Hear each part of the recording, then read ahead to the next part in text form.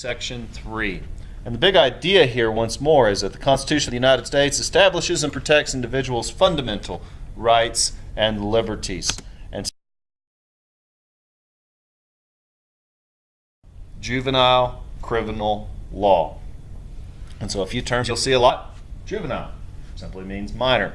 Juvenile delinquent means minor who has done bad things. And then finally, rehabilitation, which is the purpose of juvenile criminal law, which is to get young people back into society contributing. Some academic terms you'll see. Emphasis, we'll look at the technical use of that. Preliminary and equivalent. So, should there be a separate system for juveniles? And most of you have agreed yes, that young people are treated differently under the law than adults would be. And so let's look at. So first off, all states and federal governments have a separate system for minors. The technical term there that we will use is juvenile. Juvenile means a person who is not yet legally an adult. Anyone under the age of 18. The technical term for someone who commits crime under the age of 18 is juvenile delinquent. Once more, that means a child or even a teenager who commits a serious crime or repeatedly breaks the law is, in the eyes of the law, considered a juvenile delinquent. Juvenile delinquents are treated somewhat differently than adults. There are still consequences for your actions, but yet you are treated somewhat differently.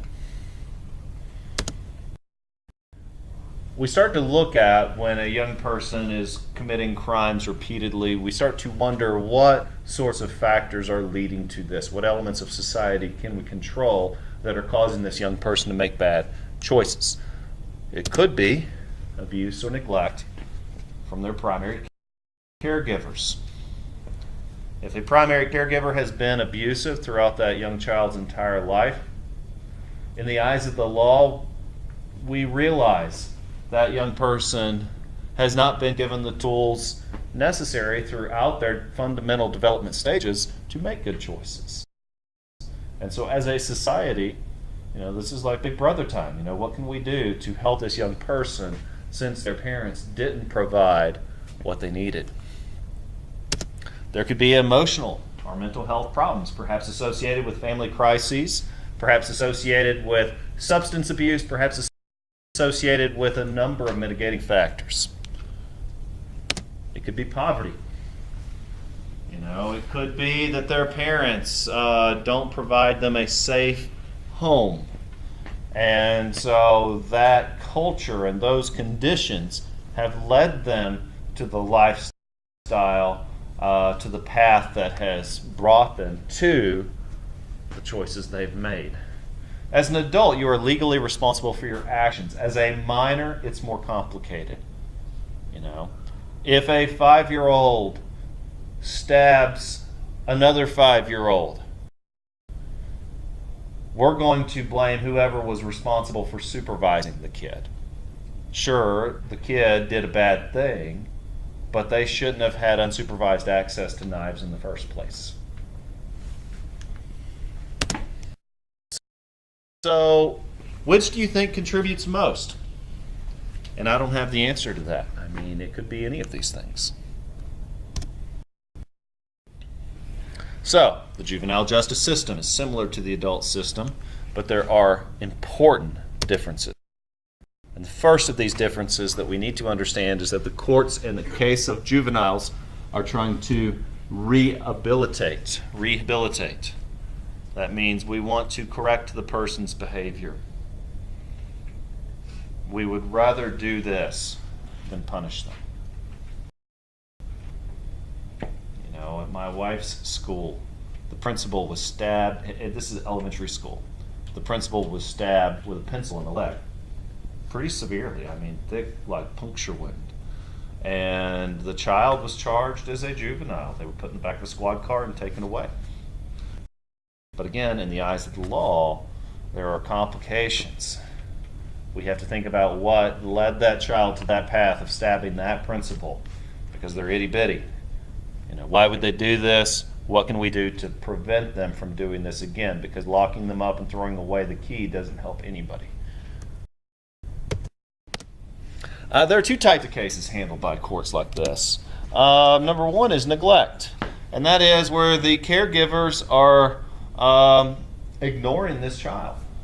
I fully realize that when my baby is born, he's going to be helpless. That if we leave him alone, he's not just going to climb the cupboard and start feeding himself. He will die if we don't provide everything for him. And we understand that. And that's why, in the case of minors, neglect is a crime, punishable. If you are the primary caregiver, if you are the legal guardian of a minor, you are legally obligated to provide them by law the necessities of survival, at the very least. And so again, what constitutes necessities? Well, love is a part of that. If you don't touch a baby every so often, they will die. That's true. That's been proven, sadly. There have been studies done on that. If you don't touch a baby, they will eventually die. And neglect works in a very severe case with infants, but it still has an effect even at your age. Why is that tried in a juvenile court? The term I want to define is delinquency, and this involves juveniles committing crimes. So again, juvenile delinquent means someone who has committed repeated crimes. And once more, those legal terms that we're using, delinquency and neglect. Police officers that handle juvenile cases. School resource officers, probably the one you would most commonly see. Some of the home visits I've done this year involved a school resource officer driving me to the place to meet with the family. There are special programs for juveniles. For example, my wife works a lot with a program in the elementary level called day treatment, where these kids have extreme behavioral issues which prevent them from being able to be a part of the general education population. They actually have to be taught at a separate facility because they're either violent or unable to function in a regular classroom. And so that's a program designed to rehabilitate those children to hopefully get them back in a regular classroom. There's my old school had the St. Gerard house right next to it. So again, special programs, counseling, job training. Yes, another thing that if you have a passion for this, you can go and work at Job Corps. It was a program made as part of the War on Poverty in the 1960s. And there's one in Pisgah Forest, and I believe there's one in Henderson County. And they actually work with some of these students now that they become adults. So they're dysfunctional as young people. Well, now we've got to figure out how to get them to be contributing members of society, because the alternative is they might turn to crime. Well, how can we prevent that? Well, maybe they need some vocational training. I went through Taco Bell drive-thru. I'm not proud of it, but I ate a burrito from Taco Bell yesterday. It wasn't great, but it was food. And the guy that served me looked like he might have been a former prisoner. No big deal, right? He made my burrito. It was Taco Bell good, and I ate it. And I hope that if that's his situation, that he has been able to rehabilitate and become a functioning member of society. Who knows? So that's part of job training. Well, anyway, drug treatment is certainly an option. If you have become addicted to drugs, then you might be unable to function as a member of society. I'm addicted to coffee. If I didn't have my coffee this morning, I would have a pretty bad headache right now, and I'm, not proud of that fact, but I'm addicted to coffee. Caffeine addiction is one thing. Serious methamphetamine addiction is debilitating. You can't function if you are addicted to the hardcore stuff. And so as a society, how can we help these individuals overcome that?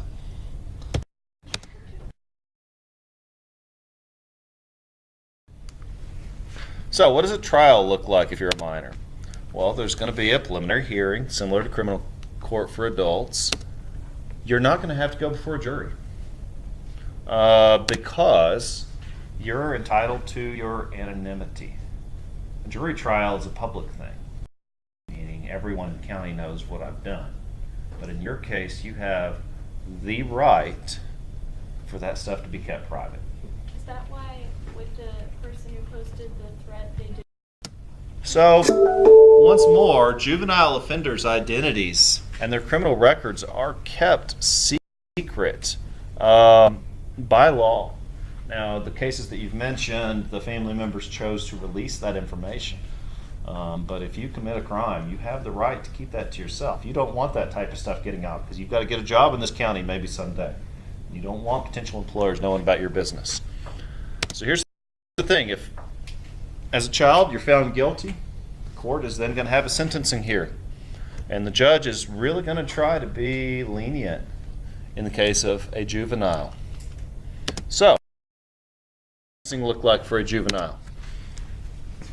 The court holds a hearing.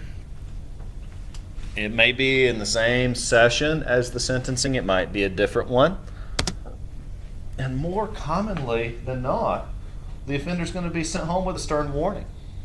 The judge doesn't want to throw you in prison. No one wants to throw you in prison. If we can make this a wake-up call and then send you home, that's a best-case scenario. That saves our state resources, and that doesn't ruin your life. We don't want to give you a permanent record right now because that is going to really set you up for failure down the road.